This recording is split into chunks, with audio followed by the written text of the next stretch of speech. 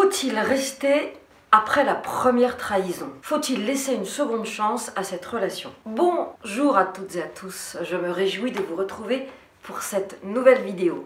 Si vous ne me connaissez pas encore, je suis Bénédicte Anne, votre Love Coach depuis 2004. J'accompagne les hommes et les femmes qui ont jusque-lors galéré en amour à attirer directement la bonne personne, de manière à pouvoir vivre une relation épanouie, durable et de qualité. Je vous rappelle qu'il y a 2 événements importants à venir. Lundi 21 novembre à 20 h au Café du Pont-Neuf à Paris, j'organise une soirée tantra avec 2 animateurs exceptionnels pour vous faire découvrir la subtilité du tantra. Et le thème devrait vous plaire, tantra, sexe, la grande confusion. Et si vous n'êtes pas en région parisienne à ce moment-là, retrouvez-nous sur Zoom dimanche 27 novembre à 20 h. J'animerai un webinaire interactif sur la thématique de la dépendance affective, dépendance sexuelle, dépendance en général, des liens entre l'affect, la dépendance et bien sûr nos racines. Tous les liens pour vous inscrire sont dans la description. Si vous ne l'avez pas déjà fait, je vous invite à vous abonner à ma chaîne. Vous trouverez le lien ci-dessous et bien sûr à cliquer sur la cloche des notifications pour être informé des prochaines vidéos à venir.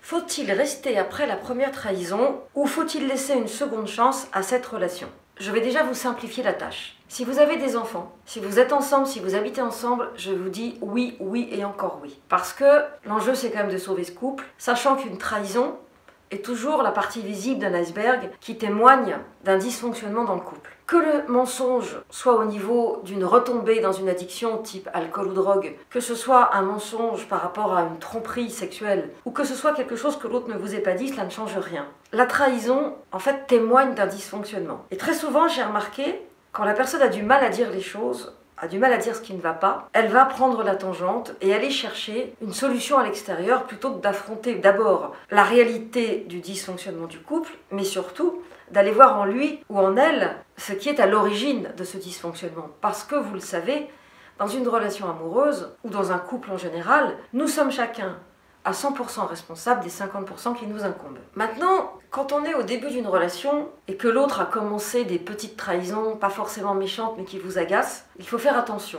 Parce qu'il y a un dicton qui dit « qui a tué tuera, qui a trompé trompera, qui a, j'ai envie de dire, déconné déconnera ». Oui et non.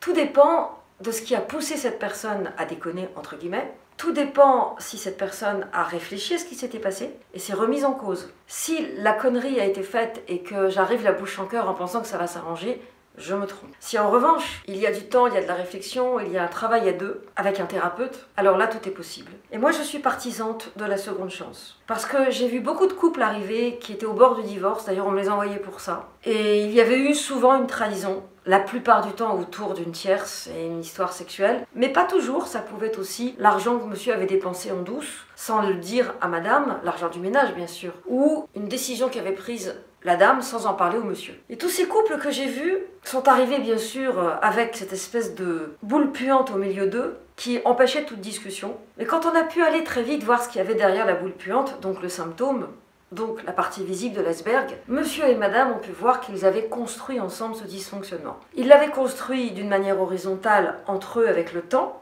donc selon le temps qu'ils étaient ensemble, c'était quelques années ou beaucoup plus, mais ils l'avaient surtout construit de façon transgénérationnelle et verticale puisqu'ils s'étaient servis de l'autre pour régler leurs problèmes. Et qu'ils avaient souvent eu des comportements un peu minables, de vengeance sournoise, de choses comme ça. C'est pas joli, mais je crois vraiment que chacun fait comme il peut. Et lorsqu'ils ont pris conscience que l'autre était devenu un punching ball, alors quelque chose de nouveau s'est ouvert et la plupart de ces couples aujourd'hui vont très bien, 5, 10, voire 15 ans après. Je suis assez fière du travail que j'ai fait, mais pour faire ce travail, il fallait bien sûr, au-delà de la technique clinique, il fallait avoir la foi.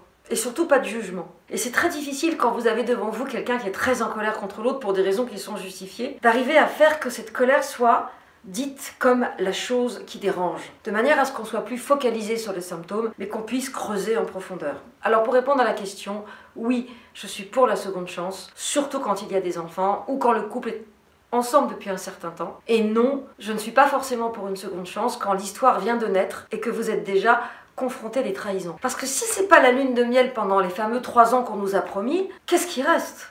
Alors, est-ce que vous aussi, vous avez été confronté à des trahisons qui vous ont amené à quitter l'autre? Ou est-ce que, au contraire, vous avez laissé une seconde chance et est-ce que c'était justifié? Dites-le moi dans les commentaires, je serai ravie de vous répondre. Merci d'avoir regardé cette vidéo jusqu'au bout, merci de la liker si elle vous a plu, de la partager si vous pensez qu'elle peut plaire à des personnes de votre entourage et sachez que vous pouvez télécharger ma mini-formation offerte. Attire ton âme sœur et garde-la près de toi. Vous trouverez le lien ci-dessous et à demain pour une nouvelle vidéo.